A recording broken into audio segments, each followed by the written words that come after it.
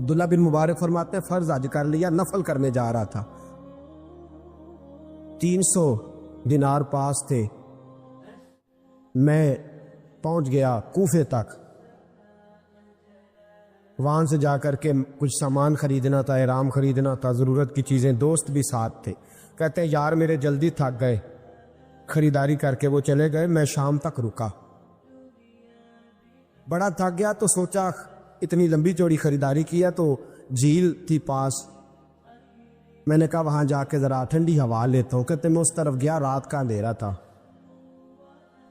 مری ہوئی بھینس پڑی تھی، یہ کچھ 700-800 سال پہلے کی بات عرض کر رہا ہوں، کہتے مری ہوئی بھینس پڑی تھی، ایک عورت کالے برقعے میں نقاب پوش آئی اور اس بی بی نے مری ہوئی بھینس کا خنجر سے گوشت کاٹا، تھیلے میں ڈالا اور دوڑی، کہتے میرے ذہن کے اندر خیال آیا کہ بی بی کوئی ہوٹل چلاتی ہے اور مردہ جانور کا گوشت لوگوں کو کھلاتی ہے، ویسے تو جاسوسی منع ہے، اس نیت سے کہ مسلمانوں کو بچاؤں اس کے پیچھے ہو لیا۔ کہتے ہیں وہ گلیاں گزرتی گزرتی کوفے کی تنگ گلی میں گئی، ایک بڑا سا دروازہ لکڑی کا، بڑا پھاٹک جو پرانے شہروں میں ہوتے، کہتے اس بڑے پھاٹک پر اس نے زور زور سے دستک دی، دونوں ہاتھوں سے دروازہ کھلا، وہ عورت اندر داخل ہوئی تو 3-4 بچیاں جھٹ سے اس کے گرد اکٹھی ہو گئی، اماں کچھ لائی ہو؟ تو رونے لگی، کہنے لگی میں کچھ نہیں لا سکی، کہنے لگی یہ مردہ جانور کا گوشت ہے، اور حضور نے فرمایا جب مرنے لگو تو مردار کھا کے بھی جان بچا لو، اب میں دیکھتی ہوں تم سے کھڑا نہیں ہوا جاتا، نہ کھاؤ گی تو گر پڑو، یہ مردہ ہی ہے پکا لو۔ کہتے ہیں اگلے لفظ اس عورت نے کہے تو میں باہر کھڑا چیخنے لگا، وہ کہنے لگی ہم سید زادیاں ہیں، صدقہ زکات کھا نہیں سکتی، اور سب روگاں دا روگ محمد، جس دا نام غریبی، کنڈ ولا کے لنگ جاندے سب دوست یار قریبی، سید ہے، صدقہ زکات یہ مردار کھا کے گزارا کرو۔ کہتے ہیں پھر اس عورت نے چاروں بیٹیوں کو سینے سے لگایا، کہنے لگی تمہارا باپ زندہ ہوتا تو یہ دن نہ، سید بھی اور یتیم بھی اور مسکین بھی۔ پھر وہ روئیں، حضرت عبداللہ بن مبارک کہتے ہیں زور زور سے دروازے پہ دستک دی، بی بی باہر آئی، کون ہے؟ تو میں نے کہا میں عبداللہ بن مبارک ہوں، محدث ہوں، زمانہ مجھے جانتا ہے، میرے شاگردوں کی لسٹ بڑی لمبی ہے۔ کہنے لگی اچھا تو؟ کہنے لگا یہ 300 دینار ہے، تو مہربانی کرے تو رکھ لے، چلے اپنا کام کرے ہم جانے ہمارا۔ کہتے میں نے زمین پہ گھٹنے ٹیک کے نا تو سید زادی کے آگے ہاتھ باندھ دیے، میں نے کہا میں نوکر ہوں تم اولاد ہو، میں خادم ہوں تم نسل ہو، مہربانی کرو، مہربانی میرے اوپر مہربانی، پیسے رکھ لو۔ کہتے میں نے وہ پیسے دیے، میں واپس لوٹا، یار کہنے لگے چل، میں نے کہا نہیں میں نے نہیں حج کرنا، کہنے لگے کوئی نیا پلاٹ لینے کا پروگرام بن گیا، کوئی نئی انویسٹمنٹ، لوگ تانے دیتے ہیں نا۔ کہتے میں نے کہا یار جیسے تمہاری مرضی سمجھ لو، یہ میرا راز ہے میں بتاتا نہیں۔ فرماتے لوگ حج کرنے چلے گئے، میں وطن آ گیا، 6 ماہ کے بعد قافلے لوٹے، میرے نبی نے فرمایا تو میرے امتی کی پریشانی دور کر، اللہ کامل حج کا ثواب دے گا۔ فرمایا میرے حبیب علیہ السلام کے امتی حضرت عبداللہ بن مبارک فرماتے میں آیا حج کر کے، حاجی آئے تو میں بڑی حسرت کے ساتھ، میں گھر میں روتا تھا، سوچتا تھا آج وہ مینا میں ہوں گے، آج وہ مزدلفہ عرفات میں ہوں گے، آج وہ لوگ جمرات کی رمی کر رہے ہوں گے۔ میں تڑپ کے سوچتا تھا ادھر رسول کی حاضری دے رہے ہوں گے۔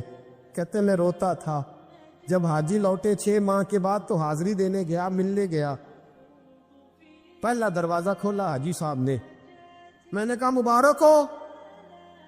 کہتے ہیں بہن مبارک دی ذرا سنیے گا۔ کہتے ہیں وہ حاجی مجھے ڈانٹنے لگے، کہنے لگے چھوڑ یار، اتنا بڑا آدمی ہو کے تو غلط بات کرتا ہے۔ میں نے کہا کیا ہوا؟ کہنے لگے تو نے ہمیں کہا کہ جانا نہیں، اور پھر ہم مینا میں آوازیں دیتے رہے تو بات ہی نہیں سنتا تھا. میں تو گیا نہیں. کہنے لگے ہم 11 حاجی جھوٹ بولتے ہیں, 2 اکیلا سچ بولتا ہے. سب نے دیکھا ہے. کہتے میں پلٹ آیا. چوتھے دن پھر ایک حاجی کو ملنے گیا, مبارک دی. کہنے لگا چھوڑ کس بات کی مبارک, میدان عرفات میں تو نے بات بھی نہیں سنی, اور یہاں مبارکے کہتے ہیں عرفات میں, اور میں تو. کہنے لگے چپ کر, غلط بات بھی کرتا ہے اتنا بڑا محدث ہو کے. کہتے ہیں جب آخری قافلے آئے, آخری دن تو 8-10 قافلے اکٹھے آئے, شام تک 7 قافلوں سے ملا. ہر ایک مجھے کہنے لگا بندے کے پاس گھوڑا نیا آ جائے, سواری بڑی آ جائے تو یاروں سے تو ملنا چاہیے نا, تو آواز ہی نہیں سنتا تھا. فرماتے ہیں میں تھک گیا کہ الہی ماجرا کیا ہے. میں تو یہاں اس شہر کی گلیوں میں پھرتا رہا, اور یہ سارے حاجی کیا رہے ہیں. فرماتے رات کو حضرت ربیع بن اسلم, وہ بہت بڑے بزرگ محدث تھے, وہ بھی حج کرنے گئے. دروازے پہ دستک دی, باہر آئے تو جھگڑنے لگے. کہنے لگے تو نے مجھے کس مشکل میں ڈال دیا ہے. میں نے کہا حضور کیا ہوا, کس مشکل میں. میں تو کہنے لگے چھوڑ یار, عالم تھا تو میں تیری عزت کرتا تھا, تو نے یہ کیا کیا. میں نے کہا کیا ہوا. کہنے لگے یاد نہیں جب تو روضہ رسول کے سامنے ملا تھا, جب نبی پاک کے مواجہ کے سامنے تو پیسوں والی تھیلی مجھے پکڑا گیا, پکڑ اپنے پیسے. میں تو سنبھالتے سنبھالتے تھک گیا ہوں. کہتے ہیں یوں سینے سے پیسے لگائے, گھر آیا, عشاء پڑی تو سو گیا. میں نے کہا یا اللہ عقدہ کھول دے. رات گہری ہوئی, میرے گھر کی دیواریں چمکنے لگیں, نور پھیرنے لگا, خوشبو ہی خوشبو پورے شہر کو معطر کرنے لگی. کہتے ہیں میں نے آنکھ جھپکی تو سامنے اللہ کے رسول تشریف فرما, سامنے محبوب تشریف فرما ہے. خواب میری وچ آیا ماہی, نہ اودے گل وچ پا لئیاں باواں, تے ڈر دی ماری اکھ بھی نہ کھولاں, کتے پھر وچھڑ نہ جاواں. فرماتے میں محبوب پاک کی زیارت کی. اب میرا دل تھا حضور بولے, کوئی بات کرے. محبوب بولے, لب کھولے. فرمایا کیا. حضور نے فرمایا میں تجھے کتنے اور گواہ بھیجوں کہ تیرا حج ہو گیا ہے. میں کتنے گواہ بھیجوں کہ حج تیرا. فرمایا کتنے گواہ بھیجوں کہ حج ہو گیا. میرے حبیب نے فرمایا اٹھ کے تھیلی کھول کے گن لے, تو نے 300 دینار دیے تھے, میں نے 2400 کر کے واپس کیے. فرمایا کن. حضرت عبداللہ بن مبارک نے 60 حج فرمائے. اس کے بعد کتنے حج کیے. ایک فرض کیا ہوا تھا 61 ہو گئے. فرماتے ہیں میں بار بار گیا, اور جب بلایا سرکار نے خود ہی انتظام ہو گئے. فرماتے ہیں بار بار میرے حبیب نے فرمایا تو آ چاہے نہ آ, رب نے تیرے نام کا فرشتہ بنا دیا ہے جو قیامت تک تیری طرف سے حج کرتا رہے گا. قیامت تک تیری طرف سے مینا, مزدلفہ, عرفات, جبل رحمت پہ آتا رہے گا, میری بارگاہ میں درود پڑھتا رہے گا, حج فرشتہ کرے گا, ثواب اللہ تیرے نامہ اعمال میں لکھے گا. میرے دوستو, میرے نبی نے فرمایا میرے امتی کی ایک پریشانی دور کر, اللہ قبول حج کا ثواب عطا فرمائے گا. غریبوں کا حج ہے کہ نہیں. بولے اشراق چاست پڑھ, حج ہے. 2 لوگوں کی صلح کرا, حج ہے. علماء کی نوکری کر, ایک ایک دفعہ 70 حج تجھے ملیں گے. اور میرے رسول پاک صلی اللہ علیہ وسلم نے فرمایا سوکھا حج ہے. سامنے ابا جی ہے, سامنے اماں جی ہے, بار بار پیار سے دیکھ, بار بار حج کر, بار بار پیار سے دیکھ, اور کسی غریب کی مدد کر دے, سڑک پار کرا دے, میڈیکل سٹور سے دوائی لا دے, کسی کی نوکری کر دے. بچہ گھر میں نہیں, ابا جی بیمار ہو گئے, جا بھاگ کے تو چچا کو چھوڑا ڈاکٹر تک, تو نیکی کر, اللہ تجھے پورے حج کا ثواب عطا فرمائے گا. حج بڑے ہیں, کرنے کی تیاری کرو. حج کا بڑا موقع ہمیں میسر آتا ہے, بس پروگرام بناؤ. صحیح مسلم کی حدیث, کتاب کا نام کیا ہے, اور بڑی مضبوط حدیث. میرے نبی پاک صلی اللہ علیہ وسلم فرماتے ہیں کچھ لوگوں کو اللہ قیامت میں کھڑا کرے گا, اور کھڑا کر کے فرمائے گا چلو جنت میں جاؤ. عرض کرے گی مولا ہم تو پاپی گناہگار, پتہ سارا سردار نو کیتی ہیں دا, ہم تو بڑے گناہگار، کس وجہ سے جنت؟ فرمایا تمہارے حج کی برکت سے، تم نے حج کیا تھا نا، اس برکت سے جنت۔ تو بندے عرض کریں کہ مولا ہم تو ماڑے تھے، غریب تھے، گئے ہی نہیں، حج کیا ہی نہیں، تو حج کی وجہ سے معاف کر رہا ہے؟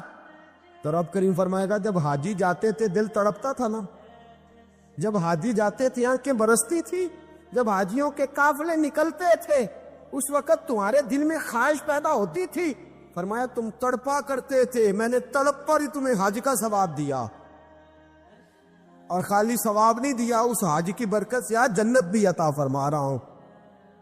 ایسے بھی لوگ دیکھیں ہیں، مسجد نبوی ہے، رسول اللہ کا شہر ہے، سر سجدے میں ہے، روح پرواز کر گئی کہ مسجد نبوی میں سر سجدے میں رکھا ہے، اور اللہ تبارک و تعالیٰ نے محبوب کے قدموں میں موت عطا فرمائی۔ رب کریم نے ساری مخلوق میں بڑا حسن پیدا کیا ہے، لیکن میرے محبوب کا حسن وہ ہے جس کی پیدا کرنے والا بھی تعریف فرماتا ہے، جو اس کی شان کے لائق ہے۔ وَالضُّحَىٰ وَاللَّيْلِ إِذَا سَجَىٰ، اللہ قسم اٹھاتا ہے۔ اور نبی پاک علیہ الصلوۃ والسلام نے نا خوبصورتی کو ایک نئی معنویت بھی دی ہے، ایک نئی معنویت، ایک نیا ذوق حضور نے۔ ہمارے ہاں خوبصورتی مہنگا کپڑا پہننے کا نام تھا، ہمارے ہاں خوبصورتی مہنگے جوتے پہننے کا نام ہے، ہمارے ہاں خوبصورتی مہنگے ترین گھر کو دیکھ کر لوگ کہتے کیا سجایا ہے، کیا سنوارا ہے، کیا ٹائلیں ہیں، کیا رنگ کرایا ہے، کہاں سے قالین خریدا ہے۔ لوگوں نے خوبصورتی دنیا کی ان مہنگی ترین چیزوں کا نام رکھا ہے، حضور نے خوبصورتی کی تعریف ہی بدل دی۔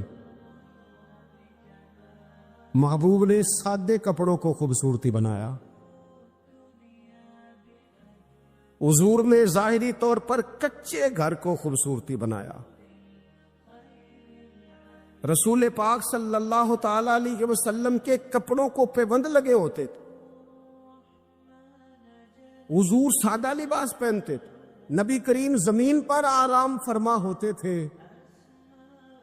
پر جدھر جدھر سے گزر جاتے تھے نہ گلیاں خوشبو سے مہک جایا کرتی تھی، انوار و تجلیات کی بارش ہوتی تھی، جو دیکھتا تھا نا، میں کیا مثال دوں، کیا بات سمجھانے کے لیے مثال دینی پڑتی ہے نا، کوئی مثال دینی پڑتی ہے نا، کسی کا تذکرہ کرنا پڑتا ہے۔ حضور کا حسن سمجھانے کے لیے کس کی مثال دیں، کہاں سے وہ ڈھونڈ کے لائیں جس کو پہلے بیان کر کے حضور کا حسن سمجھایا جا سکے، جس جیسا رب نے پیدا ہی کوئی نہیں کیا۔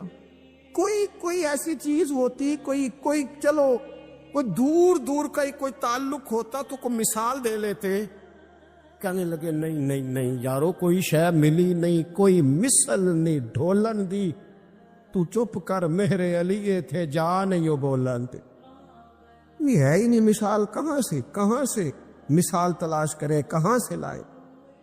حضرت بہاؤالدین زکریہ ملتانی رحمۃ اللہ علیہ اور بابا فرید الدین گن شکر رحمۃ اللہ علیہ ایک زمانے میں ہوئے۔ ملتان کا ایک شخص حضرت بہاؤالدین زکریہ ملتانی کے پاس مرید ہونے آیا، حضرت اس کو کونے میں لے گئے اور لے جا کے کہنے لگے تو ملتان کا رہنے والا ہے تو میں اپنے شہر والوں کے ساتھ دھوکہ نہیں کرتا، انہیں میرے پاس لوگ مرید ہونے آئے ہیں، یہ کوئی کہیں سے آیا ہے، کوئی کہیں سے آیا، تو میرے شہر کا ہے، میں کوئی پیر شیر نہیں، میں دکاندار ہوں، جیبیں ٹٹولتا ہوں لوگوں کی، میں دھوکہ دیتا ہوں، تجھے بچانا چاہتا ہوں، تو اس طرح کر کہیں اور چلا جا۔ اس نے کہا حضور مشورہ دے کہاں جاؤں؟ کہنے لگے پاک پتن میں چلا جا، فرید الدین بہت بڑا فقیر ہے۔ وہ شخص کہتا ہے گھوڑے پہ بیٹھا، میلوں کا سفر تھا، ملتان سے پاک پتن شریف پہنچا، بابا صاحب کی خدمت میں حضور مرید ہونا ہے، کہاں سے آئے ہو؟ کہا ملتان شریف سے۔ کہنے لگے وہاں فقر کا دریا بہ رہا تھا، تو نہر کے پاس آ گیا ہے، فقر کا دریا بہ رہا تھا، تو نہر کے پاس آ گیا ہے۔ اور رونے لگا، کہنے لگا بابا مجھے کیا پتا نہر کون سی ہے، دریا کون سا ہے، وہ تیرے پاس بھیجتا ہے تو اس کے پاس بھیجتا ہے۔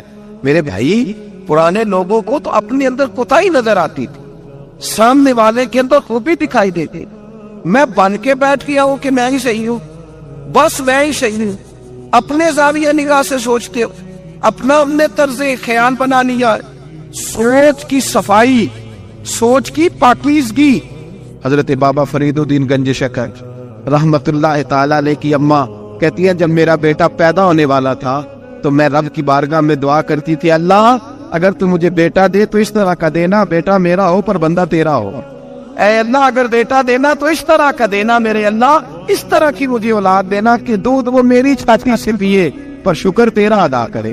اے اللہ اگر بیٹا دینا تو اس طرح کا دینا کہ قوت روٹی روزی وہ زمین پہ کھائے لیکن اسی زمین پر وہ تیرے دین کا سپاہی بھی بنے, وہ مجاہد فی سبیل اللہ بھی بنے. حضرت بابا صاحب کہتے ہیں مجھے شکر پسند تھی, اماں بڑے جتن کرتی ہے بیٹے کے لیے, بڑا کچھ کرتی ہے.